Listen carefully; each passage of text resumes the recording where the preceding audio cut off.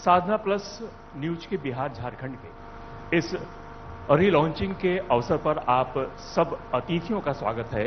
साथ ही साथ हमारे दर्शक जो मौजूद हैं, जो देख रहे हैं, उनका भी स्वागत करते हैं। जो बिहार निर्माण की बात हो रही है और बिहार निर्माण की बात में अभी आपने सुना कि प्रदेश के उप मुख्यमंत्री सह वित्त मंत्री सम्राट चौधरी जी ने कितनी प्रमुखता से बिहार की विकास की गति को जो तेज किया जा रहा है उसकी बातों को रखा और बिहार के विकास के आगे जो पैमाने होंगे, आगे जो विकास की रफ्तार तेज होगी वो किस तरीके से तेज होगी, यह आप सब लोगों के सामने रखा। बिहार काफी तेजी से विकास कर रहा है और इस विकास में जो राज्य सरकार है, जो वर्तमान सरकार है, पिछले 2 दशकों से इस विकास की गति को और रफ्तार पकड़ाया जा रहा है सरकार की तरफ से, जिसके मुखिया हैं मुख्यमंत्री नीतीश कुमार जी। इनके नेतृत्व में सरकार जो है वह मजबूती से आगे बढ़ रहा है और इस मजबूती के लिए जो एनडीए के घटक दल हैं वे सभी जो हैं वह अपनी भागीदारी निभा रहे हैं। हमारे बीच आज इस मंच पर मौजूद हैं जदयू के प्रखर वक्ता, पूर्व विधायक डॉक्टर निहोरा प्रसाद यादव जी। निहोरा जी, आपका बहुत बहुत स्वागत है हमारे इस बिहार निर्माण कॉन्क्लेव में। धन्यवाद। आप काफी प्रमुखता के साथ जो जदयू है, जो पार्टी है, उस पार्टी के स्टैंड को जनता के सामने रखते हैं। किसी भी तरह की कोई भी बातें जब आती हैं सामने, उन बातों को सामने रखते हैं और जनता को समझाने की कोशिश करते हैं कि जदयू का क्या स्टैंड है और जदयू आगे किस तरीके से काम कर रही है, साथ ही साथ बिहार किस तरीके से काम कर रहा है। जदयू के जो नेतृत्व करता है नीतीश कुमार जी, जो वर्तमान में पिछले 2 दशकों से प्रदेश के मुख्यमंत्री के रूप में काम कर रहे हैं, इनके विकास को किस तरीके से देखते हैं और जनता जो है वो क्या समझ रही है। जी निहोरा जी। मैं सबसे पहले आपके साधना पुनः लाने के लिए बिहार में बधाई, धन्यवाद, शुभकामना देता हूं। चूंकि साधना बिहार के मसलों को उठाता रहा था तो मैं इसके लिए पुनः आपको धन्यवाद देता हूं। देखिए, कहने की आवश्यकता नहीं है कि 2005 के बाद आदरणीय मुख्यमंत्री जी ने एनडीए सरकार के नेतृत्व किया और हमारे जैसा आदमी सपनों में भी नहीं सोचता था कि बिहार में इस प्रकार परिवर्तन होगा। चूंकि कई सरकारें हम लोग करीबी से देखा है और 2005 के पहले भी सरकार थी और 90 के पहले भी सरकार थी और आदरणीय स्वर्गीय कर्पूरी ठाकुर जी की सरकार को भी हम लोगों ने देखने का काम किया था। लेकिन जो हालात बिहार का था 1990 से 5 तक, वो हर व्यक्ति को जीना दुर्लभ हो गया था। बिहार में जीना ही दुर्लभ नहीं हुआ था, बल्कि जो विकास जिसको हम कहते हैं कृषि प्रधान देश है, कृषकों का हालत इतने खराब हुए थे अराजकता के कारण, हत्याओं के कारण, नक्सलवाद के कारण, एमसीसी के कारण, यानी लगातार किसानों के खेतों पर बैंड लगा दिए गए थे। किसान खेती छोड़कर शहर की ओर भागने लगे थे। ये देखा हम लोगों ने। हम लोग के खेतों पर भी मसौरी इलाके में बैंड लगाए गए थे, 6 साल तक बैंड लगे। तो किसानों का जो दुर्गति था कि 20 बीघा 50 बीघा खेती रखने वाले लोग भूखे मरने की स्थिति में आ गए थे, वो हालात देखा था हम लोगों ने। लेकिन जब आदरणीय नीतीश कुमार जी मुख्यमंत्री बिहार के बने तो सबसे पहले जो चरमराया हुआ था, ध्वस्त था विधि व्यवस्था, उसको ठीक कर किसानों के जो बैंड खेती पर था, डर से खेती नहीं कर पाते थे, उसको तोड़ा और किसानों को रास्ते पर खेती करने के लिए लाया। ये सबसे बड़ा काम आदरणीय नीतीश कुमार जी ने किया है। जी अब बाकी निहोरा जी, एक मिनट के लिए मैं रोकना चाहूंगा कि जो आप विकास की बात कर रहे हैं, किसान की बात कर रहे हैं, किसानी की बात कर रहे हैं, उस वक्त जो स्थितियां थी उन स्थितियों के बाद काफी परिवर्तन हुआ है और राज्य सरकार ने कृषि रोड मैप लाया और यह चौथा कृषि रोड मैप जो है वो चल रहा है। तो उस परिस्थिति में, उस समय की परिस्थिति और आज की परिस्थिति में किसानों की क्या स्थिति आप देख रहे हैं? देखिए, मैं बताता हूं कि रोड मैप बनने के बाद काफी किसानों के उत्पादन में वृद्धि हुई। मेरे पास एक आंकड़ा है जो मैं आपको बताना चाह रहा हूं कि 2005 के पहले जो किसानों के उत्पादन हुआ करता था वो चावल हुआ करता था 26.25 लाख मीट्रिक टन, लेकिन 2005 के बाद वह उत्पादन कृषि रोड में बनने के बाद 50.61 लाख मिलियन टन, यानी दोगुना उत्पादन हुआ नीतीश कुमार जी के प्रयास से। गेहूं का उत्पादन 32.79 लाख मीट्रिक टन हुआ करता था, उसके बाद 73.07 मीट्रिक टन गेहूं का उत्पादन बिहार में होने लगा। इसी प्रकार लीची, आम, तमाम चीजें जो उत्पादन कृषि में वृद्धि हुई, इसका मुख्य कारण था कि रोड में बनाकर कृषकों के उत्पादन में कैसे सहूलियत हो, कैसे उनके औजारों में, खेती करने वाले मशीनों में जो सब्सिडी देकर, खाद सब्सिडी देकर, डीजल सब्सिडी देकर और अब तो कम से कम किसानों को बिजली से पटवन करने का भी सहूलियत मुख्यमंत्री ने दिया, तो इससे उत्पादन बिहार में बढ़े हैं और कहीं न कहीं निर्भरता हो रहे बिहार में उत्पादन के मामले में। जी, आपने बिजली की भी बात कही, बिजली की बात काफी हो रही है। पहले जो आप कंपेयर करते हैं 2005 को लेकर के और अब के स्थितियां जो हैं वो काफी बदली हैं। इन स्थितियों में आज जो बिजली का उत्पादन है वह किस तरीके से देख रहे हैं और बिजली के क्षेत्र में सरकार की तरफ से 125 यूनिट जो है वो सभी जो उपभोक्ता हैं उन्हें फ्री दिया गया है। देखिए, बहुत सारे लोगों का अनुभव होगा उस समय 2005 के बिजली का।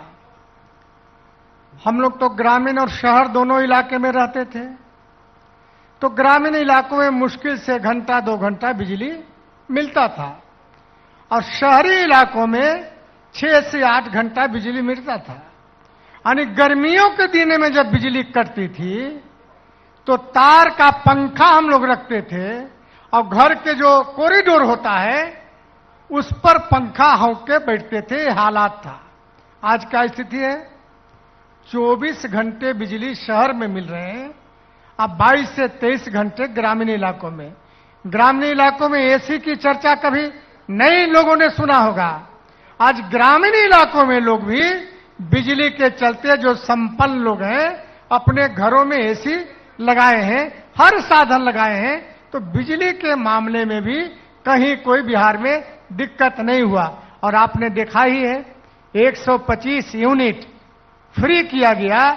1 करोड़ कई लाख उपभोक्ताओं बिना बिजली पैसा दिए हुए बिजली जलाने का काम कर रहे हैं। ये सबसे बड़ा निर्णय सरकार का हुआ है बिहार में। जी, निहोरा जी हमारे साथ जुड़े हुए हैं, जदयू के और प्रवक्ता हैं और प्रखरता के साथ जनता की आवाज, पार्टी की आवाज को जनता के सामने जो है वह रखते हैं। अभी इसी कार्यक्रम में थोड़ी देर पहले हमारे साथ उप मुख्यमंत्री सम्राट चौधरी जी थे। उन्होंने कहा कि जब बिहार के साथ था, यहाँ के उत्पादक जो थे वो काफी अच्छा उत्पादन था यहाँ का, और जो वन क्षेत्र है वो वन क्षेत्र भी काफी विस्तृत था। लेकिन जब से झारखंड अलग हुआ उसके बाद से वन क्षेत्र की भी कमी हो गई और फिर राज्य सरकार ने जल जीवन हरियाली कार्यक्रम चलाया है। इस जल जीवन हरियाली कार्यक्रम की वजह से वन क्षेत्र जो है वह काफी बढ़ा है। किस तरीके से इसे देखते हैं? हाँ, बिल्कुल सही कहा उन्होंने देखिए, जिस समय झारखंड से बिहार अलग हुआ था तो इस बिहार में बहुत मायूसी हुआ था। हम लोग जैसा आदमी भी चिंतित हुए थे कि ये बिहार का क्या होगा। इस बिहार में तो कोई आय का साधन है नहीं। लेकिन नीतीश कुमार जी के आते सारे भ्रम और सारे भय उन्होंने समाप्त किया। देखिए, एक बात और मैं कहना चाहता हूं कि बिहार की जो दुर्गति, आज जो उद्योग की बात विपक्ष या कांग्रेस बोल रहा है, तो ये दुर्गति का कारण बिहार का कांग्रेस ही रहा है। अब कहिएगा क्यों आरोप लगा रहे हैं उस पर। जिस समय झारखंड जो बिहार में था, आज जब वहां से उत्पादन, कोयला, ये सब उत्पादन हुआ करता था, उसको बिहार इस इलाके में लाने के लिए वही भाड़ा लगता था जो हम महाराष्ट्र, गुजरात, कलकत्ता, मध्य प्रदेश, अन्य जो विकसित राज्य हैं उस राज्यों में भी उसी भाड़ा में जाता था। यानी इसको कहते हैं भाड़ा समानीकरण। जो समान भाड़ा किया गया और बिहार में जो ढोने का रेलवे लाइन नहीं, मालवाहक रेलवे लाइन नहीं बिछाया गया। अगर झारखंड से पूर्णिया ले जाना है, मोतिहारी ले जाना है, बेतिया ले जाना है, तो आप मालगाड़ी से माल नहीं ले जा सकते थे। लेकिन उन राज्यों में, जिन राज्यों की हमने चर्चा किया, चाहे गुजरात हो, महाराष्ट्र हो, कलकत्ता हो, वहां से लगातार मालवाहक रेलवे लाइन बिछाया गया। तो यह नुकसान के चलते बिहार औद्योगिकरण से वंचित रहा। इसका श्रेय कांग्रेस पर जाता है, लाख कांग्रेस कुछ कह ले। लेकिन अब वह दिन आ गया, 2025 से 30 बिहार में औद्योगिकरण का काल होगा और उद्योगों का जाल बिहार में बिछेगा, ये तय है। जी निहोरा जी, आपने जिस तरीके से बात कही, पलायन की बात हुई और पलायन को लेकर के विपक्ष लगातार, दर्शकों अब जो बिहार के विकास की बात थी उससे थोड़ा अलग राजनीतिक बात कर रहे हैं, क्योंकि हमारे साथ राजनीतिक प्रवक्ता जुड़े हुए हैं। जदयू के प्रवक्ता हैं और प्रमुखता के साथ जदयू का स्टैंड जो है वो जनता के सामने रखते हैं। जो विपक्ष है वो लगातार पलायन के मुद्दे पर राज्य सरकार को निशाना बनाए रखा है और राज्य सरकार पर निशाना साध भी रही है। जो विपक्ष है, तमाम पार्टियां जो हैं, किस तरीके से देखते हैं जो पलायन है, उस पलायन को किस तरीके से जो विपक्ष है वह आपके सामने रख रहा है, जनता के सामने इन बातों को रख रहा है, और इस पलायन को रोकने में राज्य सरकार पिछले 2 दशकों में कितना कारगर साबित हुई है। राज्य सरकार के जो योजनाएं हैं उन योजनाओं का, और आगे आने वाले समय में क्या योजना है जिससे कि इस पलायन को रोका जा सके। देखिए, विपक्ष नैरेटिव बहुत गढ़ने की कोशिश करता है कि बिहार से बहुत पलायन हुआ। जो जातीय सर्वे हुआ था उसमें जो आज ये आरोप लगाते हैं कि पलायन हुआ 4 करोड़ 5 करोड़ बोलते हैं, उस सर्वे में जो आंकड़े आए हैं 53 लाख, करीब 53 लाख कुछ बिहार से बाहर लोग रहते हैं। अब 53 लाख में कौन कौन लोग रहते हैं? शिक्षा प्राप्त करने वाले भी रहते हैं, मजदूरी करने वाले भी लोग रहते हैं, अच्छी जीविका के लिए भी लोग रहते हैं। तो 53 लाख लोग रहते हैं। अब मैं बता दूं, मेरा यह आंकड़ा नहीं है, कई अखबारों ने कहा कि बिहार में 12% पलायन कम हुए हैं। जो बिहार से बाहर गए थे वो बिहार लौट रहे हैं, क्योंकि यहां नौकरियां मिल रही हैं, रोजगार मिल रहे हैं, इसलिए जो बाहर गए थे वो आज बिहार में लौट रहे हैं। तो 53 लाख हमारे यहां बिहार से बाहर हैं। अब मुझको लगता है कि वो अभी 25 से 30 काल में जो 1 करोड़ नौकरियां और रोजगार की घोषणा सरकार ने की है, उसके बाद धीरे धीरे बिहार में लौट जाएंगे। विपक्ष आरोप लगाते रहे, लेकिन बिहार की जनता इस बात को समझ रही है। विपक्ष एक और बात को लेकर राज्य सरकार पर निशाना साध रही है कि विपक्ष का मानना है कि जो नौकरियां दी गई वो उनके कार्यकाल के दौरान दिया गया जब वो माननीय मुख्यमंत्री नीतीश कुमार जी के साथ थे। इसकी शुरुआत। देखिए, विपक्ष को न संविधान का ज्ञान है। मुझको जो लगता है, हालांकि ये बात नहीं मुझको बोलना चाहिए, लेकिन संवैधानिक नियम परिनियम, पार्लियामेंट्री सिस्टम, इन चीजों को ज्ञान नहीं है। कोई भी मंत्री यह काम नहीं कर सकता जो सरकार का हेड होता है, वह काम करता है नौकरी देने का।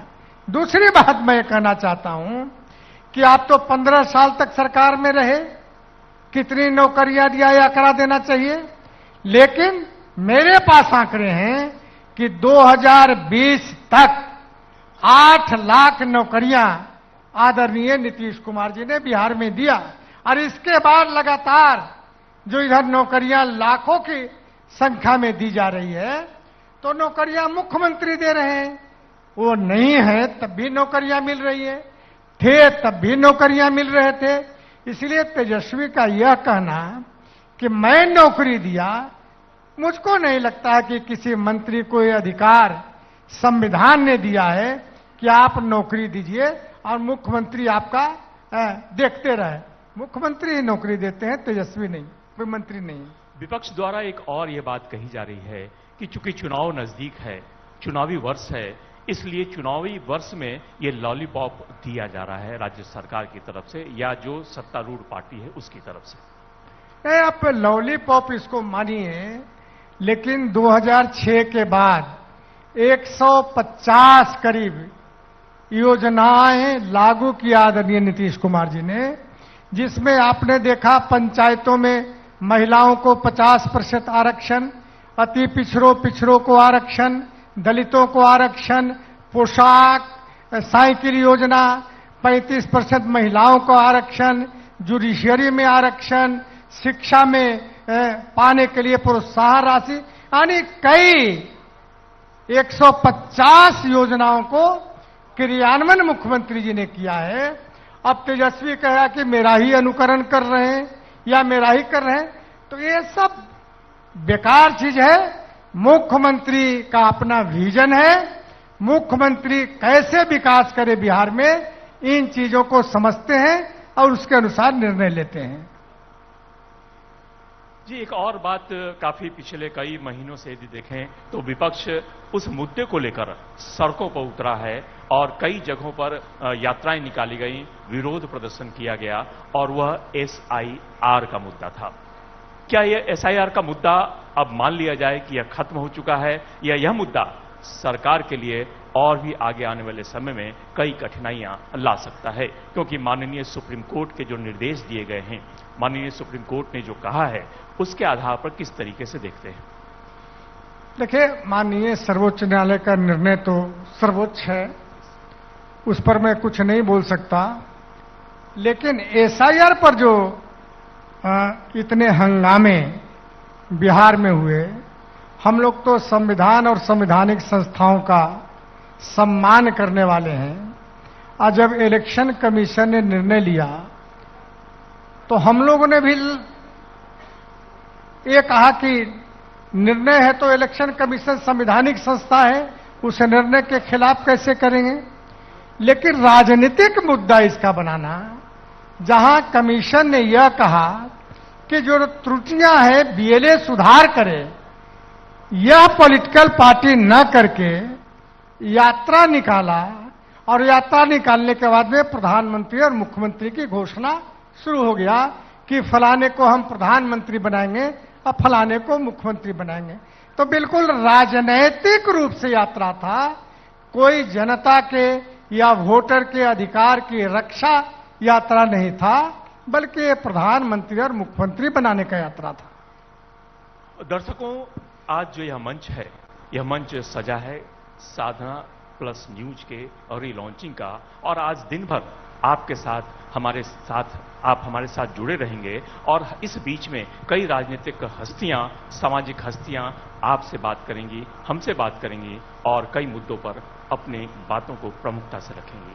हमारे साथ इस वक्त जुड़े हुए थे जदयू के प्रवक्ता निहोरा प्रसाद यादव जी पूर्व विधायक भी रह चुके हैं और काफी प्रमुखता के साथ राज्य सरकार की जो योजनाएं हैं, राज्य सरकार के द्वारा जो पिछले 2 दशकों में काम किए गए हैं, उनकी चर्चा की। साथ ही साथ कई राजनीतिक मुद्दों पर भी चर्चा हुई। निहोरा जी, आपका इस कार्यक्रम में आने के लिए, हमारे दर्शकों और जो हमारे दर्शकों के साथ बात करने के लिए बहुत बहुत धन्यवाद।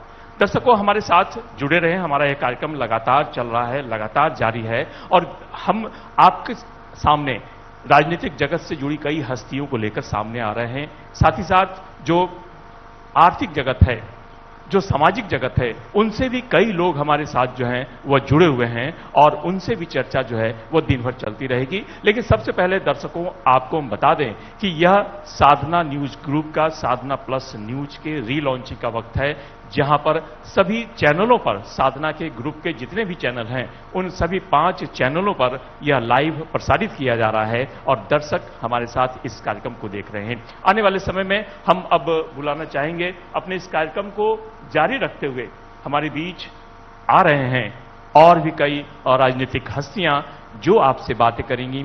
और चूंकि चुनावी वर्ष है, तो इस चुनावी वर्ष में लगातार कई ऐसे मुद्दे सामने आ रहे हैं जिन मुद्दों पर स्पष्टीकरण, जिन मुद्दों पर स्पष्ट होना, चाहे वह राजनीतिक दल के लोग हों, किसी भी पार्टी के हों, चाहे वह सत्तारूढ़ पार्टी के हों या फिर वे विपक्ष के हों, उन्हें अपने अपने मुद्दों को लेकर जनता के बीच जाना है। और आज यह प्लेटफॉर्म एक बड़ा प्लेटफॉर्म उन्हें उपलब्ध करा रहा है, जहां जनता से सीधे उनका जुड़ाव है और अपनी बातों को, अपने मुद्दों को वो जनता के सामने जो है वह रख रहे हैं।